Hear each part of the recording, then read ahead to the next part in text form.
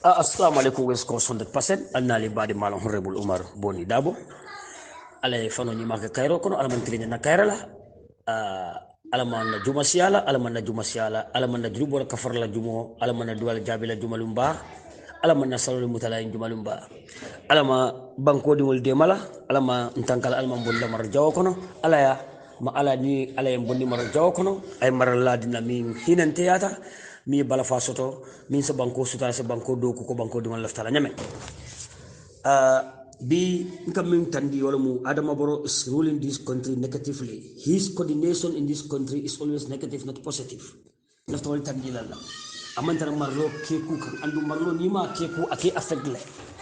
Adama la marlo keku bale ay Adama batandile mol minnu ka tandi Adama la ko yenta positive le manya negative la wolle be Adama Barrow so bar Adama ni ka yenta positive la ke ka jawalati ni ka yenta negative la Adama ke ka nyingoti so bi wolle be Adama batandi kan wala na Adama nali ajibe he is turning back amunda ko manya dile mol ka mimbe fa ka balang Adama ka muru wolle kan a tara murun ka wo kan bar wo fanai ke wato ya dan wala kata Adama Barrow la ko nyanda kala wato minna waya danne kan nyanda kala wato minna mol ba fo kan wato minna te bala selfish interest no kan abalanta mol la mol fa ba suksukula wala interest kan so sa abalanta o mol la minnu ka faye ko nyin nyanda kala tenna balanta at that stage at that early stage ananta kala early stage minna balanta wala sani nga kana muru wala kan kotake so wo man bete Adama la a bete ata banko la bara man bete Adama la because among Adama makoy ay Adama tiñale andu molta trust la molta la ko take because si ba jere ko abe fo fen ke kan mom Adama Barrow la interest leti so abe la wala nyama yo nabi diamu fana ntol man londo soto ko mi nga faale nyamen nka diamu kum fele fana ndika mira nka diamu kum fele so nin diamu tiñata al salon ko hadama de wala ka diamu alay min da mistake ko dronna ayda ite mistake bali ala no fana anu hadama de Barrow be mu mistake ko leti oto jongo man timma ning timma baliya funta dawda al sala ko boy ndinye odie momo to al sala ko boy ndinye bari nim mistake ko farana al sa sonko joy yala nasolo woti andu al sa mutam fe o nyama ko bin ka faale nyamen to man karam man fellong ngami understand na balu ko ka walefo ani ngado man dingo min fanam fahamu ka walefo so woto mbe haka dano kala bake ninga momo of offense isi hako boy ndinye assalamu alaikum annali badi mal honorable Umar Boni Dabo yalo hadama dingo nyante mu nyala bakale sako nyaton kaya mu nyole nyininka nyaton kaya hani ko kuyate ibika funti no yewo ko nyinta ya emphasize ka kuyata nyele because muite mobile mara yo momi be mara manke daji ko klimat wala na leadership need better tolerance la Kibabol call for tolerance is the positive energy that every good leader is expected to possess and display, particularly at difficult time, so that the leader could easily win followers' support. Tolerance is the attitude to accommodating dissenting opinions and consciously choosing a path way for win. Win situation, particularly in crisis or rainstorm, situation where parties are expected to shift ground in the interest of peace. To shift ground in the interest of peace. On patillet. So I am tolerance for patilla canon. I'm a study. Ako tolerance helps leaders to motivate followers and inspires confidence to sustainable cooperation and unity, which which are the foundation for mutual respect in a working relationship between leaders and the followers. But Adama man aman tolerance soto wala Adama ni ajibe ni kebe UDP akeba it's lack of tolerance ni kebe Adama support akeba it's lack of tolerance so ni ajibe Hamed Baye personally use ay Adama along Adama man tolerance soto Adama bike munya abika person soto no Adama man ke mot mi anga kenyi makinno kula along kala ala aman smart fana ma intelligent Hamed Baye personal ta ya use o attitude le tombong aya Adama Barrow attitude kono Adama Hamed Ba is moving with that attitude against and bounce back to Adama Barrow himself Adama for attitude coming ngami fala ala attitude wala man tolerance soto ama wo daji ko soto so Hamed Ba wala tombong daji ko kono aka wala ta ka use against Adama Fango because nimga ka use Adama Fango Adama Hamed Ba ka lo platform da koning minister min mantar Adama Barrow agenda support ka aba bailal because alan ka man tolerance soto total And wo minister man taraji Adama Barrow wo minister is there for the interest of the nation abe bankole do ko bira be kala be kala Adama Barrow to yala ala fani minister de mar kala community Adama Barrow le jam ibe kala bankole constitutional so Hamed Baye din daji ko le to Adama Barrow la daji ko kono yalla wala nan ko experience personal me experience o soto na be man sakunda kono anda ati abe tinyaro din kuriya la be loru kan akalo experience o le use ko kuriya no tinyaro cover so Hamed Baye wol be wala so ay ika Adama fako daji kolta ka murni Adama Barrow fankan ka kelena fako daji kola akola ke alota platform ta jinna fo kalot platform kuma ba fo modi alota platform ta ko Adama Barrow man tala mo sambala dan kitola natar nun ko amanta price control la jang amanta mo sambala kitola price kula jang ara ay wala fo awol be fo dane because alona ko banko dugol be min kumbo ka wala price eji so Adama to percent tala no ka banko dugol la lon kango nying ka wota ka respect ka tamani wala anu Adama Barrow nyanta sonna wala Adama dahandi wala ma koy banko dugol be min kumbo ka lo ka to nga keje wala on kan na mojo hamedi ba fon ka aka salary minta aka ko min suna ka bondi na mol o to ni banko do kumbo kam min ne ta kala banko dugol nyatili wala iko Adama man tala o kala sa ibi Adama Barrow to ka Adama to rol nan ko abe Adama Barrow fo la daji ko le takan abe Adama kele kan wo daji ko la wala tolerance Adama do nyanta astola bakale ni ma astola balo ko ne ka bata bak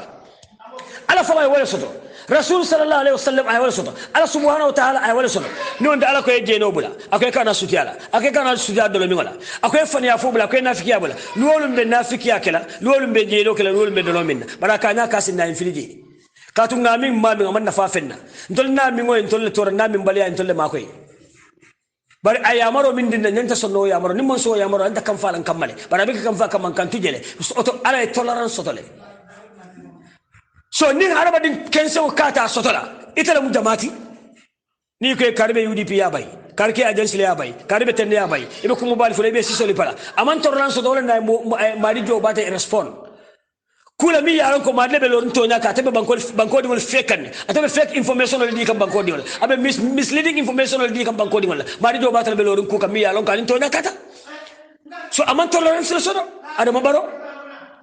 yes wala na so marama dugo nyanta so tolale ni ya so te ka dahale akad iliras banku dingol le la ko diandi nyoy akera banku dingol le diandi e dia banku dingol le akado ko so nan dibulu akeka mo kendoti tolerance ka imbe di mo la akeka mo kendoti akeka mo tilindi woti akeka mo sonnati adim pesen man jam fanyola tolerance nim pesen man jam fanyola ha hada ba dingo si di man tolerance ka batale ha itelle be nyobala ila mini ngom jam fanyola pesen nin tolerance man jam fanyola so abela wala nyama bi no munaya maroti bi mbafula assalamu alaikum banko dingolu mbe yamaro dan na jang bi sina na député tangue tentunge jayi na foye bravo to independent candidate député lu min yaron ko lota independent ticket tola mbe tentulen be jayi la mba fole ko bravo follow comme mbe tentulen be jayi la follow man nyato le follow because mbe min soute ka wala mu ngamira independent candidate to nyafta lole lo dulatole ngamira elefta sonna banko dingol lale katu banko dingol le to keje comme nga foye nyameng independent candidate tawta issue is shifta ibote la independent candidate la keta tala Adama Barrow le kan walle ka Adama Barrow la agenda fa sa député bumoto mim manke to nya kanti elim banko dingol problème o sotala ibe fole la place wala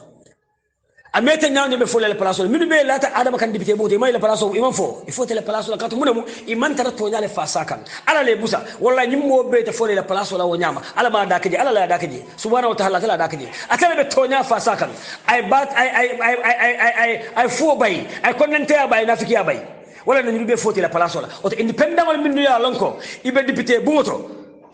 ali salla palaso respect ali abunya ko mulla al keji npp ko lotale bar quartier la e quartier di independent wala minen ne quartier di independent wala ku fulale bije political crisis mimbe o tundoto wo député banko kan wo mo lafta wala banda wala ne quartier fay independent candidate o imal la fi npp ko la wala ne quartier fay independent candidate o to independent candidate to salon lo dulato banko dum mi ke je banko nyajo fita o banko mi ke je fe winta o dulato alon ko pati bo banko fanan ko tundo ke ibele be koto ibele marakan kana mol bo nyoto usen double advice moldi aka mo advice wala ni bu winta ibe o tundo bele je be mo bele je mo natal hado fo ni sa jara na jara kana je ko yudi bin ko wala independent wala fen ko no mo bele be takoto andu yudi bi téléphone be bolo nyam APRC di bi be bolo nyam mo winta tundo mo bele be koto mo be kanyandi mo be bakilim fakilim bari ngamin suute dalata min fon fon dolen ko ali adama igno nyamen wo be tata bak katu sanin dusa nowol sidin jaywol kata adama baro fon na la molu sanin bika moy ko ngana independent candidate le sebe laran kana karbe laran bika o moy ngamre batata fan ya foral ani ngamre independent candidate fana ila gamburo mutale e na kasile bike dam ngamira maybe dolu ba folan koronta ta diamola man koronta de ngamin je folon be wala foka nyaato fana nim falindro katam be diamola bari la loyalty wala fokan sani ko ibe lorim banko le be lorim wala mine carte fay ya adama nala NPP filije e dusa no wal filije ka to ngamin sute wala mu dewo be keri national assembly bakele NPP ko le de sani ka fo kari ben kanne adama baro le député sa député boto adama kar nin kari NPP independent carte ngam iksa batata o folan yalo adama be struggle kanjele to bar adama murunda komal NPP fra murunda komal bawo to lafta adama sembe war député buto min kamala mu kalwa kurugo dundi adama barobe empower la nyaadile adama barobe sembe tu la nyaadile sai adama jikila teta wotole adama alon ko silata ya woto je sukitale sai adama dabo ni député ko fongotale NPP fongo dabo ni député ko dol folo man nyaatalo folo katu munamu député du bungo fongo be durinde bawo sidin jayni fa bakar to mon jata ka siwol min nyaato mol man sula walla taraw wodla mo man sulela mol man la file mol ye konde fatela le banko tinyale hani tiarar sile recommendation no inyanta fa bakar tambonja ta kaptola jele inyanta sinja kaptola jele katu munamu fa bakar tambonja tele ya dambela mission complete atele mu député la speaker atele biji atele state of emergency dundi fa bakar tambonja atele mandate ni complete fa bakar sirinjale ko adama baro ta kalindi la jang aten nim fa baka to mol lata jata lata do kan kam mol man tora wo nyama wonte ya de metide ya de ma fo mo state of emergency dundi de ya de ma fo sirin jaya fo afo sirin adama baro ta kalindi la jande sirin jaya fo lota da ko adama baro ta kalindi ma ya de ma fayde sidi fo le o mi la pour ka ya de ni mol fay nyokan ako ya de ako adama baro ta kalindi la jang adu adama man kalindi jang aban kalindi jang o sirin jaya wo furiwo adama baro dindi mergo e bor nday nyeti nday bonni banko kan bite wol kanu katambi mobe lamar ala sete joku kendola yamre te sindi da so banko ka adama baro yamre banko dul selafino tela banko digol momi ye kon ay du nimman toro kono ay du nifitino kono o dindi furiwo dindi mari baro o dindi nori ngo mi yalon ke ka fa sirin jay yewna ta sindi mol nyaato ike wala mu molla nyaato kodi o balanta molla e carte fort da ko carte fort mo sena notal yamre ala sakaro ka adama baro wafa bakar to mon jata me state of emergency dundi jam ay ya de mela mandate complete ay bi wala kata ya de me jawbat bi wala ka ya de me kale wo mo ke ba furu mi ya lon ka na fatala yo sindi mo nyatli wala bi ya me ke de kayro stral ya mutakedo kayro stral wala yakinna député bo be durinde ala ma sa kayro stral ata kayro stral jang ka tum molle be ni ku ya kono atele bol dundi wo kono ala jibe dro NPP ko wallahi banko wol sawlo tal rohima min ke kam banjun kono adama baro ma hafo keji rohima banjun la man saketi adama baro be rohima kilo koto banjun kono bar rohima kilo be adama baro koto la gambia be kono bar banjun kono rohima kilo adama baro ba kotale rohima kilo be do ko minna abe women's empowerment minna abe youth empowerment minna banjun kono abe banjun do ku kadame abe training center lo kam banjun abe banjun dugol ma ko kadame adama baro ma talante mo ke banjun ata kala no je fana banjunun kolla namo rohimal kilo ka murundi kande banjunun kolla soto fego banjunun kol ta rohimal kilo ka murundi kande rohimal kilo la nyintamo ay APR samba ay doy samba ay NPP samba ay UDP samba ala nyintamo ma bota beta nyimile tante wo fana mambo tuje way mo bele ke kliwati wo fana na ya maro mina kata ay abe bondu senda bole bulu oto usenno moti min se nyimban ko marano meta nyim fola liel ko usenda bo mo kendolati ala nyaton kol be mo kendol tay mo to babe ka mo kendol ala mol jibe be minna bar minu bulata adama baro no kay mine kay man fenki adama baro man bandul doku ay bandul rehabilitate le maintenance le comme mboni nata dame lutinya de ka suki e ka penturo ta kamu adama baro wala ke bandul ay million jele dundije fa ko hadim gela julole batela man hamid 211 16 million iko julole be tolle ni hadim getema andu adama baro kay bandul pre finance le bira be diamala banko di wala ba sisoli pala akonga ba nyul pre finance le mbabe do kula ngabang atata maintenance so min fo man correct maintenance so min man bete ba nyul maintenance man bete man correct na bete ta sama kanal serum sama ngajale ba nyun ko le bata mi ke serum bir sama na e bata min ke serum bir sama na ta ngajale je ka du fo mala ko dal ko mo ni wala ka sumi je ko ni be ba ko sama fela sita e kana dum man toro ko katake man sake banko kan ika kumo fa minte keri ni be banjul do kula jiyo man nyana lola je atalum gambia la capital ni be banjul do kula ni sama busaka dan ni ba fa 10 to 15 to 20 seconds wala 20 minutes o jiyo be nyanta jala 10 to 15 to 20 minutes jiyo be nyanta talala ay disappear anda kala wala nyam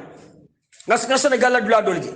ila silo fanka ni sama busaka jiyo dan 10 to 15 minutes abela ka disappear banjul nyanta do kula wala nyama jiyo man nyana lola je bar banjur be jiyo kalod la beleto banjur ko ka bata bakale ni sama sida adama boro ka fu mole ngole do ko mele do kuje ebe mole na fu na mo be tinyala adama te president mi yalla ko mo nyanka trust la amanya na ka trust le because abika fem fo kaminke sinkol bankola namo sembo be kata central government le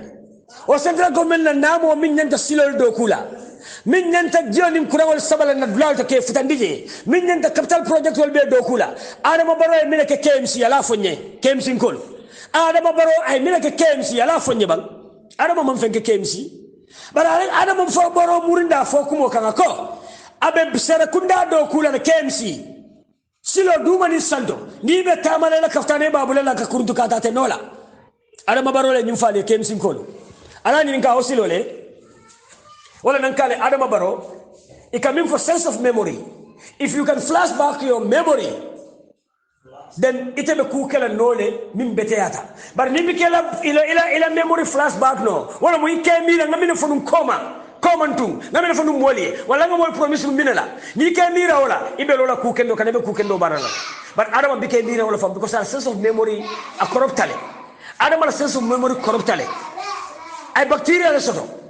bacteria mi yaron ka dawiya batale na ta siso kono drong aka kamfale ala sense of memory wala soto adama len fo kemsin kole ako silo duma ni santo ako ni be tamale be do ko bla ka kulum ata no la fam ko sabe sere kunda be do kulla ba fereng adama len yum a kala ba amake adama bika kuma fo banko di wala min kallo adama ko abe school wala kemsi nimmanjina ay wala fo wala training school nimmanjina ay wala fo training school bar a fo be wala mu drop out on min be KMC wala be bitaw school to wala be bitaw training school to isa de mo kana useless banko kan adama barole nimfo during the time of presidential campaign biraba kekan ako KMC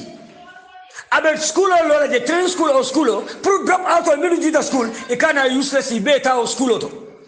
adama barole nimfo ida training school o school fo balagato ay nimfo la fenne fo sa adama barole ninka naka be training school lola KMC a lola bang naka be school lola pour drop out la lola bang adama baro be carte nyinola nim min bulata ko naka wala fo ning adama be banko di wol nene kan min bulata ko naka baraka fo le nene bawo ni ke ka banko di wol nene andi ta ka min fo mori ko continue kala no ke bika banno kontila e min be fo e meke ya de ko e bika to nyafo ya de ke taman ke mo woni tamin trust is break between adama baro and the entire nation banko di wol man la ko te jigala teta la ko la ning adama be continue ka wo promise ken sa wol la empty promise nyol la adama baro le ba fo tinya kan bika banko tinya because banko di wol man jikala ko te iman jikala ko te adama le nyimfo KMC nkole akele bang amake oto KMC atole mo non tawol so memu alla president memu besuda min ke KMC adama baro ma ke gambia kono gambia be la rugo kam besuda min ke kan KMC adama baro ma be amake gambia kono besuda ka ya maro bonni mun tole damal ka advance ko Usain Dabo oto Usain Dabo jaratale ka kenyim banko la president Usain Dabo jaratale ka kenyim banko mara momi ya lonko besuda ko afala ya mari mi amaro ay min jelo min tiko ikata maram wala femola lafta min fole ni ma ko nyama te dialanni wala maram wala koy ni bele den ta femola maram wala koy tolle tamu maram wala ko imantaje politikula maram wala ko imantaje sikula maram wala koy tolle be tamu o foti be marlim minna anu aba tamaka wala nyama bawo naka UDP kolle samba America mol ba fula be fasaro laji bar sa ka APRC kolle ndo kolle samba America ring ankal tara dula to tare aka UDP kolle samba Africa banko ka albe sula jiba ka KMC samba dame ana mo baro min ka banko ka la fonni ana mo baro promise di min KMC la amam fenke ay promise min di West Coast la amake ay promise min di Banjul la amake Banjul kolu ni aden ko adama baro mala promise del adama ko adama bugul londam na leer afu Banjul le kuran ka aka faajel ke Banjul aka faajel ke banko kan adama bugul londam na leer ay mun dara ka leer dal ala fo afu Banjul afu Banjul le ako ay Banjul do kule hanni be tamale kele kaftano bula sani ngasi sama sita Banjul kolo sama sita le kana alfa nene ale min tandi adama lol min kam fo man soto Banjul kono wala nale adama baro bar kartela Banjul kono ali adi opposition la Banjul kol thank you very much bravo Banjulian Rohimalik Lo idi la molu bravo Banjulian Rohimalik Lo na la molu mba fulale ba tentula mbal jayila Bensouda royal tal pati ala ya jo ala loyalty la ala ya jo ka wasatale ala ya jo ka manke jam fantote muslima kendo lamu ala ya Bensouda jo wala onna Bensouda be succeed kan dal ka jibe abe succeed kan drong Bensouda mo mobo moto KMC ay KMC be ke kliwoldi ya agency o ya newo ya kuma furo fayo Bensouda KMC be ke kliwoldi ay example ta kendimal min ba ko ma camera ako bira dunda marse ko camera ka wure APRC ko la camera ako bi bar camera bira tata council ay camera tare da camera sabala nakinda fa wala ani camera be do ko ke aka ma je ko camera ne ya wure le ako camera be patile to pati de ka tarolto so mo mu defendi bar bi ani camera be do ko la Bensouda nata murum ko ka ko ay APRC ko nin do en ko le tamata UDP kolti KMC kaatu ko Usain Dabole ya fay Usain ne kay ko ni be marrole ka bobe ke kilnati ni be marrole mobe ke la namo le jo ni be marrole mobe la namo ta ya murndi banko di malikan Bensouda ko Usain Dabole nyim fay wala na bira ta KMC Bensouda mobe ke kilwol ni yajibe doyn kol dol ta dangal te dol ta tiare dol ta dulal to tari na be yudi bin kol tamandi le kata Afrika bankol ala council la kamilu tamandi doyning APRC kol le tata American Angleterre dulal to tari ako because ala keba o ya marol dia ko ban ko di wol ke klindi nani ajibe namo min KMC kajo Bensouda be KMC ko la namo murndi ke kanne ko lafta la nyamen oto KMC man nyanna Bensouda di molala arjadi nembo di bala boyla kan KMC Bensouda man nyanna ni molala katu lafta minna bol keke nena man min suda bol keke inena man fatam fanso mi ya lon ko ya lon Bensouda wala eradicate KMC fatam fanso sikuo politiko Bensouda wala eradicate la abe by KMC le ako KMC be one family do koke KMC la kodola ay nin trokol min sang nin trokol ako nin trokol ya di vidi silla kansulo trokol sambala tundoto ya di la vidi silla wala be marale la waste management trokol la min yan ke be la fendor tala nyama nor ke ko sa ya di kabilo fogol la sani adi kabilo la ya be Bensouda mo so woni mola di KMC wala ni KMC ko tawte Bensouda bolje mo ko je tawtale KMC mistake te bulo fote dala fegala kilo kabon aka boyla do ko kan wallahi tawtale mo manyana bala faale fam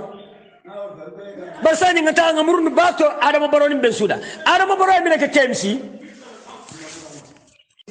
alajibe ngale momo ya lon ke adama baroro ke ni mantoro ni ku adama marom gambianol alinna nim kumota nim fanyalo ala fonye be fanya folla hon rebol iman to nyafo momo be adama no kanin ni diale biji ala fonye momo adama support jang kabira security fa ab civilian fa politician abele niyo be kwara abele be maloko na nim kunjimo abe adama baro ala mor mindu lata kan ngata mi chairman nin meoldo Rohimalik Lo man tala adama baro kan aloyal tala parti le UDP Bensouda man la adama baro kan aloyal tala parti le UDP Sirifo Sonko tatala adama baro kan Sirifo Sonko yalo abu kamalu ni kamalu momin nene nyi nyay mu muslime kendoti ike mira ko tila la yamaro sallallahu alaihi wasallam bulalo nokal ni momo jamfa kana jamfa muslime kendo bika ke jamfa tumoti limaniya mo be ka jam fantoti sirfo sonko manke muslime kendeta manke limaniya moti biringa lota jeno kan fola bangala lan kenemata amanke limaniya moti amanke muslime kendeti UDP le sirfo tombo ya ke bir kama era kansul abe bir kama era kansul ya taunda ka be NPP le balata sirfo sonko nyininka bira saunda NPP kana fo bi adama baro mine kae anate mineke nyindo ko min bebe kering akananya min ba be fola le nin campaign sita nyindo ko min be brikama era council anata nyame mba be fola liele nin atar nun ko chairman campaign sita ben be jaba ke sawoto lamba be bulale no platform otole do ko nyata nyadile sirifo son ko be diamu kense ngolla be min be fola ngolo ne man ko nda koto bar ngana muru ngani adama baro kambang adama baro e mine ke sirifo son ko e because sirifo son ko man contact soto contact mi yalon ka be west coast na fala ndolla nga keje dafa nga role ba play pour sirifo ina na role ba play pour sirifo ina bari momin be sirifo keje momin be lata ka mo UDP bele UDP le primary election no doli agents doli support wala mto nyati waka sotale bar carte fa be la fa nga carte fa nga sindi minamu pati le ya nata laban ka tombong ka endorse ka carte fa nga jiki ko mo kendo mu handa man contact soto handa ma fero soto UDP ko minu be banko kan UDP la political party fere min bela contacts min be bulu e sirifo ma ko inole ay do ko west coast ten dundum fang mbatu la jele fang ay continue ning atar num ko asonta UDP ko la ma man sawnga man kidam fan tungoti amba ma ko la be do ko kala kandake bar sirifo fela sawnta man fen so adama baro no kan adama e do amin so sirifo son ko wala so adama e do amin so sirifo wala so adama man tar do ku ke kam banko kan nyamen sirifo man tar wala ke kan west coast NPP ko be musol no kan nyamen ay sirifo son ko be musol no kan bir kama ene kan sul wala nyama NPP ko lota nafiki yani fani afo kan nyamen sirfo sonko be loru wala kambir kama era kansul because minamu akaka UDP le jamfa nka batu election la national chairman election nka batu wala mbe nka nyum nka nyin jogo sirol ke dro mina min be bola mole nyote ba moy lale nimbo to nga murum be ben sulato alla balu wala sonia alla senola karola adama barobe wala suki kan malla fi bolon konon kol alla balu e betea alla balu be beti ala seno da mala karol because balu be kolar ne fuarol bi ka sanno nin sama sita lan kasama doko ke na balu sonia o balu wala sonia adama bolo suki kan aba suki kan nyadile adama ya lon ko ninga le seno ke na pareta man sakunda be ka sonna sanna le bulu nal tata waf senegal ya momo tata waf senegal ya ares momo tata waf senegal pour yela balu be beti adama baro ke ares abe ka janne li toli atale buli tali jola ika fake money le dialla so wo crisis mo dela ro mi man sakunda kata wo tinya ro mi man sakunda be ba ke kam bankolla bankol kan ni ko mi so jani kan ro min nin ka defro ke adama baro ni man sakunda be borka wolle mala fi walla sai kombe minekela nga jambando wafu ya 2500 ni man jambando sanno la fifa ko to betela katu sani banko cengo bantale ika jambando te kana mix banko kana cengo so kana jambando so fifa kana beteyano ni wonte ne fifa do fite beteyala no jambando da mal ke makoy because jambando gambia lam banko la cengo bantale abandal freng so yenyim fere de da iko jambando ke 2500 sani ita sanano dambandi boto fula 5000 dambandi boto nani 10000 damale fongo do be 10000 o sitola ala sere fongo o te yakata bakene 10000 ni o sonje yakata bakene 10000 10000 15000 20000 ita mari yakata bakene gambia masakunda jawya min be wala han 6000 be ka mol jono wala ni sene fongo sama 6000 be ka mol jono so ni na mi le planoti na jambando da ko la ni ta sanano ni ma sanno ni sene fongo da tinya isa jele baluwe kolea adama barobe ne ko ata banko ma ko kande non na kolea be dawda ka ko tilingel banko dum la problème mo dawda ka ko tilingel so bolon ko don ko arsa wolon ni mo man sakunda la planoti min be la ringali katu million jelle dund agriculture adama ina million jelle san jambando la akabe jambando kala 700 let adama barole nyim fo platform oto jambando 700 keme worawla akoto le jambandi boto ni yajibe fo asa 1500 le labang ako fo 1200 lambang barata bakal 700 ka banko dum makoy ay ni fo bolon kono ako biri nata sambadang boli yo sunye ka wafu bara min ya sunye ka fu maje arese prostitute o tabi ka banko mako abentora kan ni ke ba kala nyewoti jambando nata ko teke jambando murdu 700 o fo siyatale Senegal bo 700 telephone complain ke be kumbo kan wolle tata ke 2500 so ale njibe abika makoy mbe dinde fo kam moliye ni moliye ñu adama baro ko la jang ibe adama baro la candidat ol tale nabe borla ngana kansulo carte fayo ani meyo carte fayo alsa carte di adama baro la alsa carte di adama baro la kansulo la alsa di la moy bolon konon ko la carte di adama baro la kansulo la al carte di adama baro meyo la adama be tina sifa min kelalla adama be kasara sifa min kelalla wolo abe alnana tajala la balu ko aji bay min kala anta support drop momo ye kuwa kuke banko ke kunkan nyimman ken de tati amanke dabo kunda tati maketa nyimbanko mu banko di wol tati banko la mantoro mu banko di wol bela mantoro di banko la tanko mu banko di wol bela tanko la oto momo be kuwa kuke ke ka ke kole amantoro ka buli fon le kan min ye carte fay adama baroye bimbe tembo min tole be kumbolo le be diamu kan ike ke jor ndiko dole ke be don dole ko dole man ko dile musole bole fokan ike batata adama baroye adama mom moto tay ko do ko la ikebe kurandi be lar lar ngara mo mo makoy ikela ci amanol fata adama baroko la wala musol be furiato wala musol be bunto lingol kono o bun kasar man say adama me makoy npp be sire nya kasila minne campagne o kay e mol ne mol bandi falneng mandin ka dingol la kawul ka mandin ka neng mandin ka dingol la kawul ka bula mandin ko la ke neng ke doya minne o be ka adama baroy haynan sirin say ni malo be sire ko jibi adama nene ta sonna banko la nyato tala jang adama ka lunta wala sembentu ya da ka banko din sembentu ya banko dingol solong ali be lunta wala bulu alla banko cemo bebe lunta wala bulu alla banko niyo bebe lunta wala bulu ni nata marlo la lunta wala be marlen ni nata na network resources la abebe lunta wala bulu banko la cemo la nafulo karakaro be sembo bebe lunta wala bulu al solong bagam yan kolu ngale nga fatanu adama barola al adama barkartela banko be cew nga adama barona la man sakunda bondi nyato na banko ta nyato non dem banko ti nyatal de meta di amula liel meta diamula liela banko fala kasarata fala beti data an kala ka mol nyaawal adama baro kol nin danga moyda be tika la aka tambi mol nyaata kaka MPP le sembentu ya aka fo mol le ko ale MPP fasa MPP betenne ngana balundile ikaje mo furi ngo damma ni ajibe dingol kono abata so min kono abata kabilo min kono la nyinka iba fula nyinyo mo furi ngo de kere wala ka tambi mol nyaata ke ka fo mol le ko nata ane MPP le sembentu ya mbika fa nyini adama bulu baraka MPP sembentu ya NPP ko la kun kali fawala nyimbanko mum bela banko le nyimbanko na tinyata mbele tinyata na data mbele data na fale jande adama fele abe murun kam wala kam minu ba support kam adama be murun kam wala kam minu ba kasara kam akoy ka support bari ka kasara le wala be borike ko le minu be adama support kam bi adama ko le sambakiti wala minne campaign ko adama bi wala be marure ko jibi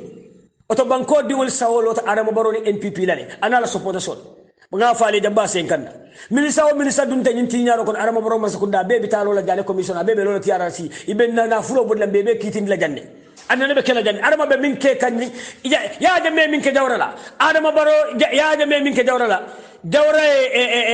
adama baro wala ke ya jammela adama baro fana min be sila abe wala ke adama baro la adama baro se olong adama salon ko ibe minke ka ya jamela ridimola mimbe nasila bolke la adama baro fanana oto atol mimbe adama la masakunda kono kabira security fa masakunda dokulano fa minister sol al salon ko al nenebe donnal la julola wande odi oda banko la farnyo gambia fon la masimo ya jamme min sanata samba pour ka buro sone ande anim do mor ko tagol minu ka da farnyo la ka sone ni banko kan adama baro nata wo farnyo akoni na masakunda ya dada na masigum fawsum fengo ni nga dada iba wafra kalili wakale ya folo kalili wakikana farnyo wafku gambia no le kada kole andinye 2000 plus al trimbali ya jibede min ka bo senegal o da be diari akadum banko ka wuri killing anim feng gambia ta wuri fulanim feng anu minamu gambia fanan isanda because kalil wakeda mato kalil masakunda la ka intervene mol tema business man on masakunda property wala mun toltati mi maso mun toltati masakunda maringala mol ta do ko la ke kalfajo ni wolta fengela no masakunda ma fo minke masakunda la bila bosti oto masakunda la ba ko ali farno waf kalil wakaya kana waf ko gambia no la wala farno da ko landi banko kan adama kam mako le bangno adama be kam mako ya be mantora kanne gambenol alman nyimbe jeno ndi amutale batata mburobe boron ko jelle so nyim ko le ay mimbe la rinka adama barola lanka dala masakunda nyim banko di wala dahabe dawda adama ka je sukire ngaboje ngana julburu adama bare julburu closely I will close instead I will let business or terminate. I will let Masimo say Masimo Tijang. Gamero will be there do continue. Adam Mawokede. Adam will let do quitting for close. Well, Masimo Kuntum Kunti Awafole Koitata. Bankudinjele do Kolaji. Dulburu Bankudinjel. Not Dolo Management. Not Dolo Stockipal. Boy of Felimia Marseco Foka Wafola. Na foka daita ka wafa kabalu wala anala muso foka bele besiringe wala wala ila stoki paltini dulbura stoki ba adama wala fanan be fele dandante mantar do kula adama mum bankol dugal suki je bang ay suki jele wala fanan mantar do kula ay sindile alaji konde mo kana fulanin fek employé mo kana fulanin fek a employé adama boro alaji konde la flota ya fish alaji konde fela ka mindu be mako ya makeno aka bankol dugal mako minda makeno aka balu min dimo la sungora makeno mole min beddo ko je say bika school jono mole min yaron ka kene school da bika keno adama mum banko suki bang ay banko sukile adama baro na mun ko tege ay na badi lun tamal ay na kenyo di lun tamal pod min lental wala banko kanjang mo kili wakili nyanta jola $9,500 gambia kodo kargo kari 9,000 leberes kenso ko falede 9,500 senegal pod be loka wolte den aben den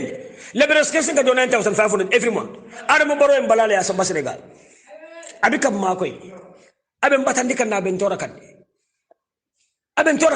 adama baro banko bira sita man sa sirankan 2017 kana fo bi adama mam motal lulo employé ni banko ka motal lu amaki say na dunda security kebe motal feke ka te train adama mam motal lulo tani banko ka mo ka fula be mo buldo ko yala business so ya tidabu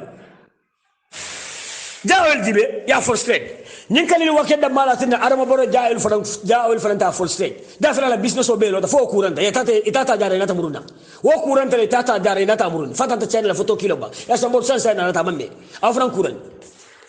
banko dum be balu dima ko adama baro ka kunta be nyatole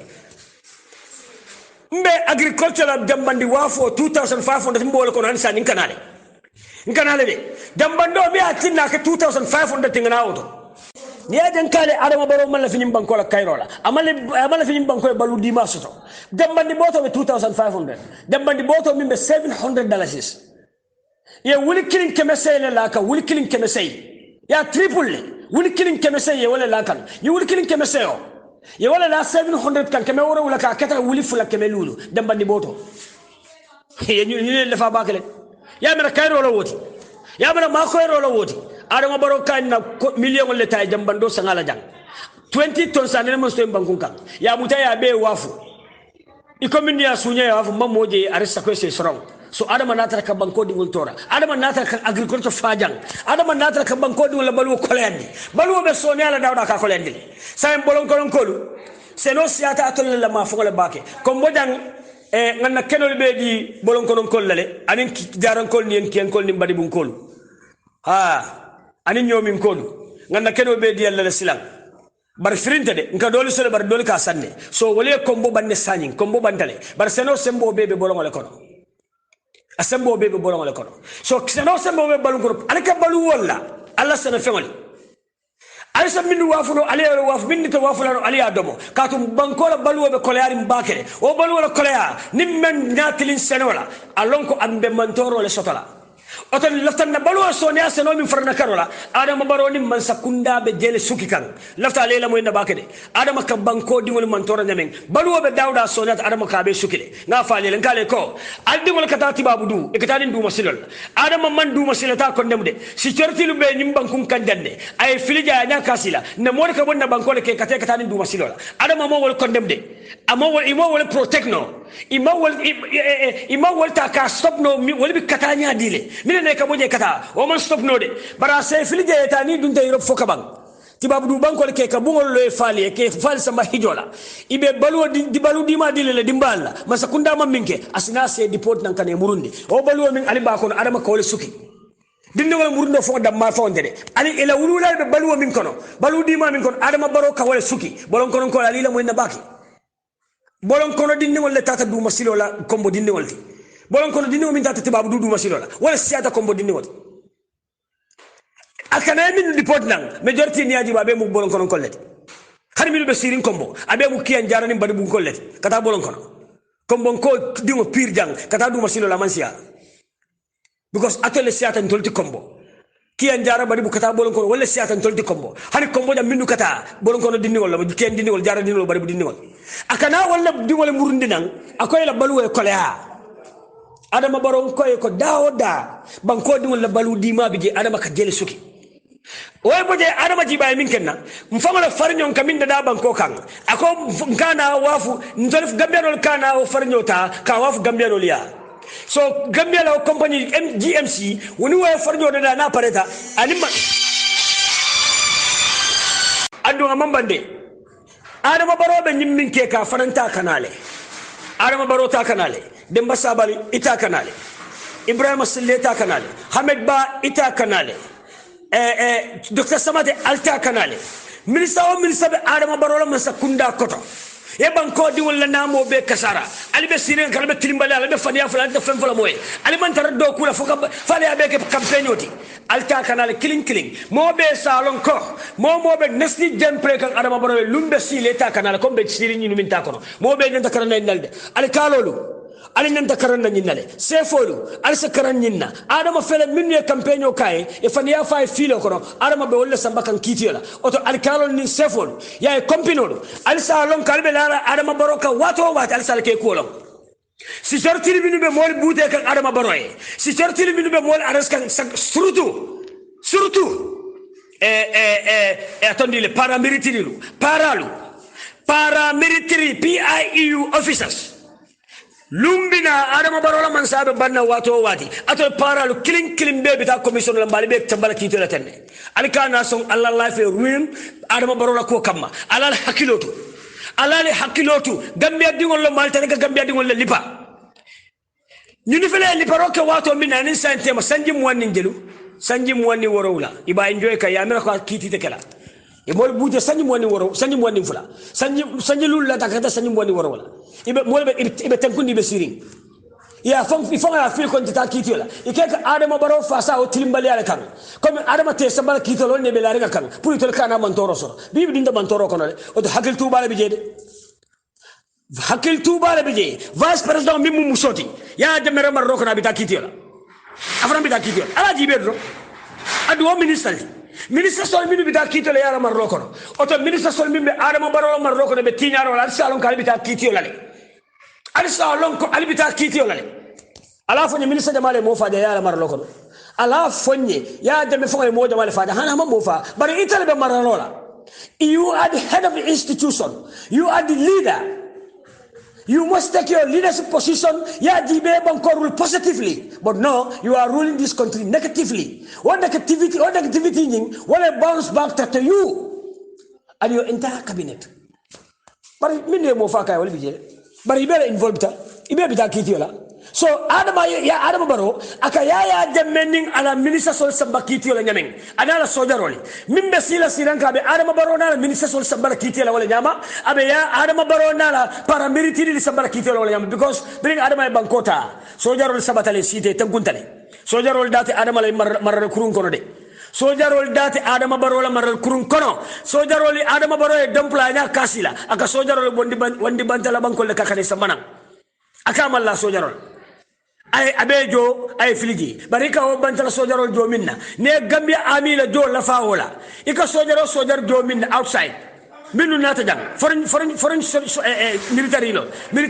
military foreign security ke do minna wo ko do ta yala amil la salary kambe ka e amil la salary la fa ya dibe fkote do kokala ibe do kokala to last minute bal paramilitary nu albe de record le kubi ka nu nyim bankum ka albe la be record ni albe killing momo involved mo buteni killing baliato alon ko you are in records lunna binasi lembe kumandi la jana commission to wala TRRC ibe joro kala fenne mimbara ibe joro kala fenne mimbara mose mira somala minu be lillahi nabi bo wala kono iba fulan be marro kala sanji wuli kilin be marro kala sanji tallul adama baroka kana marro sanji tallul wala ne keka fere le dada ale fere dada hadna soksi tal kunka ambota nying election min bota kono tinyaro min kata je el jusmeno min kata kono adama na fulo min be kasara kono ni bota election ko aisia sunaro min ke adama baro tambini aisia tilimbaliya min ke adama baro tambini aisia banko di wala namo tinye man sollo la tonaka ni bota ta judicially asan dallo nala mol banko di wala safro ke pour kitio itate sita ke keo ite o kitio bale in technical because of technicality alka nyulu min be nge konti be bita kitio ni adama man sakunda falinda mamar njayna la panelo asan dallo nala panelo anin politician on min ni kuriya beke anin min na kayto ta ya tapalaya ka di lunta wala okay mo responsible tala abe bita kitiola kling ni adama ma sakunda falinda wala na alsa kata bake dannin alla tinyaro sembo be ora ale falin nale man falin ni bita nyim min nal bita wala soma nilla man alalo atole ya mata ko banko di wal sembete lan tele be marlola ndalla marata fego be la tilim bela na fulos tunya nga tinya dia tanya nyamen adama baro ya jammele sembo warteti ya jammele man samu kinsipleti ya tadal fakata kinti koma fagola tinya fagoy bro baro de am kinneti ya ka kiya min ni hostole bari ya la tinya fagoy bro na tare ya en kiya so do banko di wal bule fangulu atasula taminna hawsudul sani adatin do ko ka moltije tanu ya han sabe marlola bari ya sem borta nyawna adama baro ale ite adama baro be lor min kambi wal tamita ya jametal mo fada malal fata mo fada ya ala marlo ko wada malatul fata bari tiga min be ke yang adama baro je ya batale ite be sirim banko di wal niyo kan ite mala fi nyim banko e kairo soto ite mala fi nyim banko e balu di masoto imala fi banko di wal do koke momo be adama baro support ke be adama no kan abe ba ta so to kling nga fa le gani ala jibe do nga min fo fabi kake aka kele dibitel minnu lata kan ciamano le minnu yaron ke patini bule lata kan aka ke jole handa la so abika dila o ciamano le be no bane wala bi ibo ciamano le bal nen ke be fal nen kan mpp kol dam man le be bal ni fal nen kan ike kana congress le kana wala bonni adama bika dal sidi wala adama kabe ay compagnon jole jala ni nga fa ke jole akabe al karol jole jala nga fa ke jole ni be lata kan ne ni soto iberi ni ko ani marobe siring dipital min bota la patite la adama kay be fele fote la palaso be ni soto iberi ni ko abi siring kansulo min bota palaso de la adama kay be siri be ni la ni ko ya so dara min yaron ke mo faake man sakunda ko min ne klimbali yake ibe lata adama barokan ike ka fasale be molli pare be mol butel adama ko take nim paramilitary ibe fele ni soto adama fala be sa malakitiola abika yudi binga sa makitiola yudi bingo mo nyanta karna mo nyante mire la somalale momo be place min de salon ko molle keje o mol mi keje be bala fasola wolle ye samba ko luwa ya fu nyamen bari bi ka tilimbali yela ali be tilimbali amin be pour adama fasa pour kitio kanake adama baro fela sondani white paper la endos amam mo bondi je fu mo fula amam mo boje fu mo fula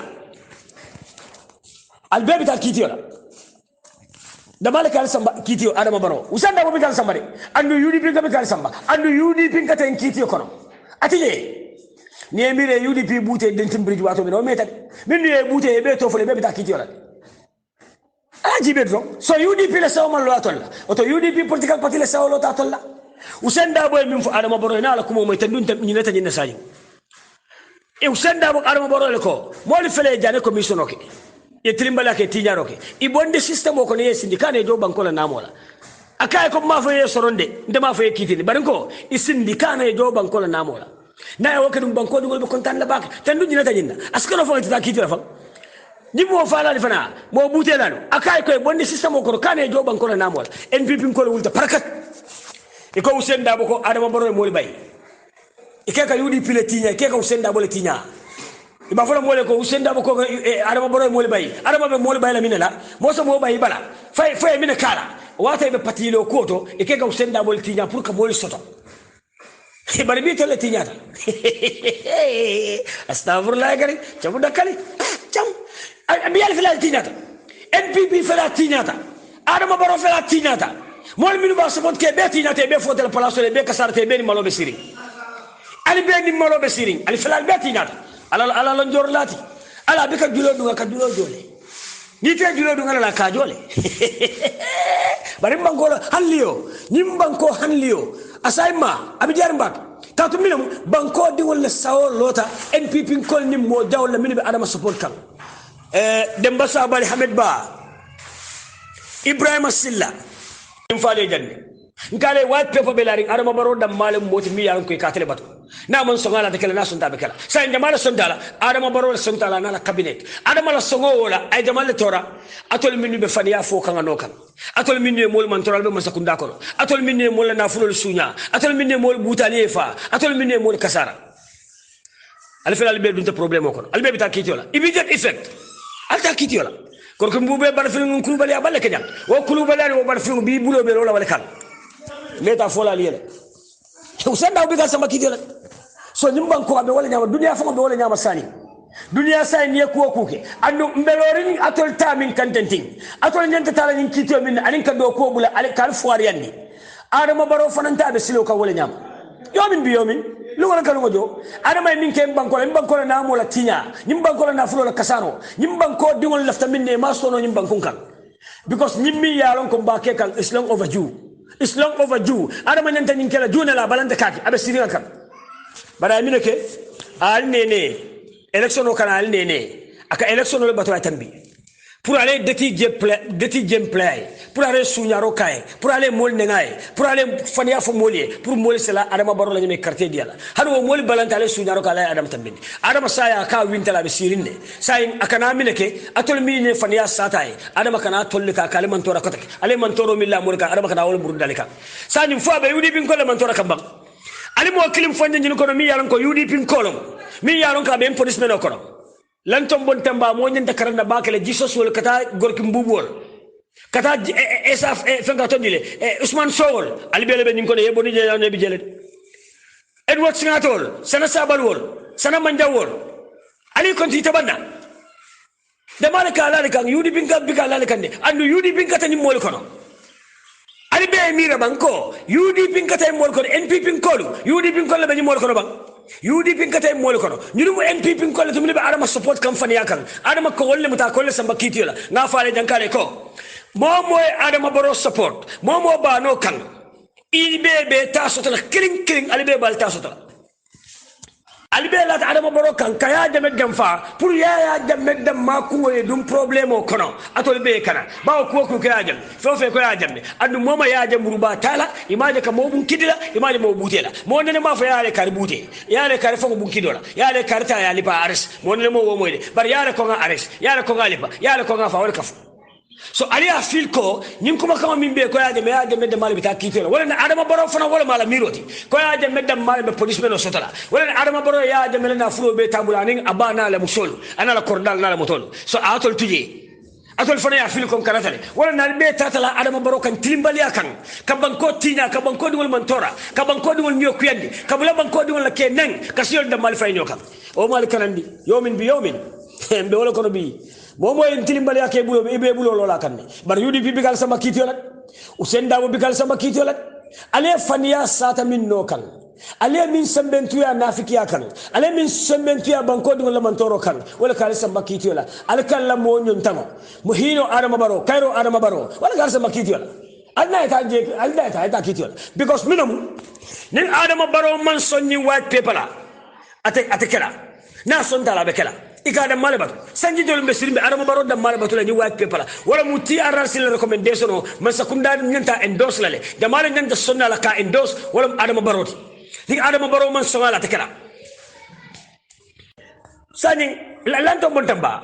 inin Jesus esa baji anin aldo nyol e minu be kontiti arrasi ko be sambala kiti yolale usenda bal kator samba kiti yola bang lanto montamba UDP le kal samba kiti yola bang lanto montamba UDP wala marola nyimba kungamia alon kabe jola bala masakunda bang lanto montamba sojaro min be kala kiti yola UDP le ke samba bang lanto montamba ala ansam minti wala mu to nyata koma ala ansam minti wala mu to nyata koma fanialo UDP man tara marala jang usenda bo manke president amanke ministre amanke director adama barolem president anala ministre sol cabinet le sida ye TRRC la white paper ta ya endorse ka implement lale mol nyante sawo soto lale oto jamala be ali affect kansani jamala murda tol kan lanto bontamba jamala ay alingaybe alibe lor mi yesuto tili alika faniyafo pour aller kuwe kana o adama barona la man sakunda le bato sabba kan kiti wala lanto bontamba idin Jesus will belong ali be nga fala te kanala ngale lunna kana yomin bi yomin lungal ka lungo jo yomin bi yomin lungal ka lungo jo wolungo be wala kono bi lungo ka lungo min jo lungo bimbe wala kono ngale nga fol anytime na wodo nka meta nyawnya annene be don nalla julo la wo julo min annente don nyala wo julo Allah ta balana kedo wo julo la wala nalbe banko be tinya kan wala na gorki mbubol be molli pake be bute kan Adama Barrow wala ne dati jemo be play Adama Barrow wala na la security minu bal koma allo taali malla fi ka do ko tamande min musiloti ali malla fi security ka bankola luata ka truth institute ali man som bankola security le banko defend ali be sirini be kan ali amil tal cité kunkan ali jututela ali filige ali police tal jututela ali immigration tal jututela hani ni registration mi ga kesa inside pulu voters card security minu be wala mo immigration officer solti ali cité kunkan ale ka nyinke min kama pour ato leader sol min nubije ale kilimbala min kale kana prostitute Allah ta Adama Barrow kan nyin kilimbala woda malla wala nan ko in every conflict there's an interest Allah interest be nyim fitino banko la fitino da maldo ato mala fi banko la fitino e bang bari ifele yali be konti momin bita kitio la abe siala momin be do ko bulala abe siala jamale o kala usenda bo mo kala de UDP mo kala de bankola mansakunda ala mansake na ala mansakunda Adama Barrow na ala mol min alibe faniya sata kalibe bulake no kan aliko Adama mu hino Adama Barrow lati Cairo Adama Barrow moto kuma le hino sa ko Cairo mimbe nim bankun kan bele ngaje nyola ti nyaro mimbe jam bele ngaje nyola niaje Adama dingo kamu muslim molati ika salika suika alabatu itabe ti nyaro fasa kan ibe tilimbali fasa kan ibe nafurtina fasa kan ibe banko dingo toro fasa kan ika ke dalil jamal kam ikun kilin nafa niaje Adama dingo be wakilla be faniya fasala wallahi abe borkan kulel albe borkan minna awla nalbe faniya fasa kan aldunta wala kono alte kana la alte azimul jale kana muna mobi ka mo tilimbali awo nyama do yemo fa awo nyama kana awo nyama hani alika yaya de meminta alika tumi alika ko dum din kono alika je ko yaale nyimbeke ya bita daw dal fa bita jele ibika je ya manta foro ya tol taba iparata tol bala ya manta foro iparata tol bala sai ba tol fon kitin la ya jame nyala atole be police men so la ya jame nyala andal be la ta Adama Barrow kan kaya jame jamfa lan tom bon tamba ale wuli ale bel fo nim bankon kan ale nafiki ale bel fo bankon kan albe smartness jay kan Adama Barrow kan pour Adama kana ni TRRC la recommendation or implement wala ne keta campaign manager ti foni lantom bon tambalum campaign manager ti foni former CDS ya de me mimbay mim marta sojaro la ya de me bay golom lantom bon tambadi foni kolom wala lota d'accord ni UDP kol winter ibe jolali be bay man sakunda kono look at this foolish man ali ni mano jibabe min fokan ali ni jibabe tinyaro min kekan ni sa fitino wuluno ni bankun kanne ni UDP ko winter ni gagneta ni usenda bo winter be dolal be bay like ami kolole so look at ali ni mano jibaka min fo barabe nimbe fokan ala interest da malekanna kama self centralomati ala interest abole no ko wala mu itolbe kule ko retata nun jane commission TRRC le so TRRC ya a feel ko abe recommendation o konole anda nebe punishment no still one day or the other so punishment be borka wala ko be nga fale nyamen in every conflict there's an interest so what interest o mo interest bo conflict kono o be kala fo conflict kabang fitino min be banko kan mo interest o be jota so no fitino bang lantom bon tamba wala interest le be nim fitino kono because ni fitino banta ibe tol prostitute lale so fitino sani akana ba muntole wala victim ni masakunda tema bara manke banko dingol be ni masakunda tema victim ani masakunda tema akana wolto bar banko fo in general nation fo in general wala fitino ni masakunda wata banano because aramate do ku kala jam bar victim mi ye bute ye faye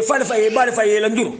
wonni man sakunda tema wo fitino min bije wala kana ba banna nyaadile nim man sakunda e nyuni samba ay prostitute nim man sakunda e nyuni samba ay kitindi kito e mille kay e fana o dunota hanni mefa bawo asakano farote na luwa kono andu malla fi fana moy mo fajal because be farole baykal bar man sakunda la karola ni se soro ye sorong ni be min kala min ya kala kati e molle fa ito o mari linio joselano bar nenu kitindi e police o be diala woliyele sani ngana muru lantom bon tamba kan ko lantom bon tamba alla nafiki ay na famine la ala fonya ay na famine la kabanko be dunyoto kabanko siol fayno kan kabanko la political party da majibe ka single handed out from the political party ka party jawti party ngane jawti o party le be lorun ku kendo kan nak o parti la leader be ron ku kendo kam UDP be nyim banko safe kam bakele UDP be banko mako kam bakele UDP be nyim banko la tanko no kam bakele because ngaade be nyim fo kam leader amandiade tibabol ko leadership is an exercise or leader agility to capacity to mobilize influence and coordinate people either negatively or positively aim at achieving set goals. So adama atebe banko sambakan negatively because ninka wala fojang abe wala fokanja ako leadership is an exercise or leader agility or capacity to mobilize or to influence and coordinate people either negatively or positively aim at achieving set goals. So adama baro be banko sambakan negatively comme na fale nyame. So wo negative yaje mo la maribe mo kanjari wala kono mo min negative ta koleata fe wo fem bete ata tele ni mo ba fula kabala ataka ala afan ala sent ala akunki nafa da malajibe self central mate mi ya lon ka te fe min ba kota ko da malajibe fe min ba te nafa la te ko da malajibe maralo dum mantara wo nyama maralla sa ko president ita ka fenkil da malajibe wala mi bente jola nyaadile na salary na alawanso ni ade banko dole adama barola salary samba 250,000 e de panso de 150,000 per day o de panso karkile ko 4.5 million no wodi wada madam ma fanka ni adama baro pour adama kana banko la na fulo ma pour adama kana banko di wol tinya banko di wol lafta minne wosoto adama baro bulu banko di wol namo nyanta min dile wosoto adama baro bulu banko di wol namo nyanta do ko min kele wosoto adama baro bulu wala ne nyimbe di adama barola president ne ma so yim banko kan par adama birim banko dingole nyinka te amata kon futale okay nga sembo min karfala adama sembo katati yalo nim president o banko sembo katati o president ka dictator so wala adama la marwa be negative la because abe balankam banko dingol kangola abe balankam banko la rules and regulation la abe balankam banko la constitution la adama la fatala la on miro la wala na ko adama barola agenda wala na kala agenda bira kala agenda rek anim banko tarambulo foto nyoko mali so that means he is ruling negatively. So sa atela influence kamol influence say molte sonno because adama ning abe more influence la kuo kula wo kuo bika ke tonyati because leadership bole nyama I influence for la ko capacity to mobilize influence and coordinate people either negatively or positively. So adama atela abe the influence la no jang because adama ning coming ngam fale kula la sense of memory mi ya lon ka hadama do ka so ke mi ka flashback ke mi ko ngane nga nyinde fonu o to ngam fon nyanta lola o ka nangoki adama bika wo keno abika o soto ama wo miro soto so adama baro be jamal influence la no pour yela moyala he cannot influence because adama be ruling kan negatively abika banko samba ko banko dingol leftala nyame sa ngana murunu jade commission wala TRRC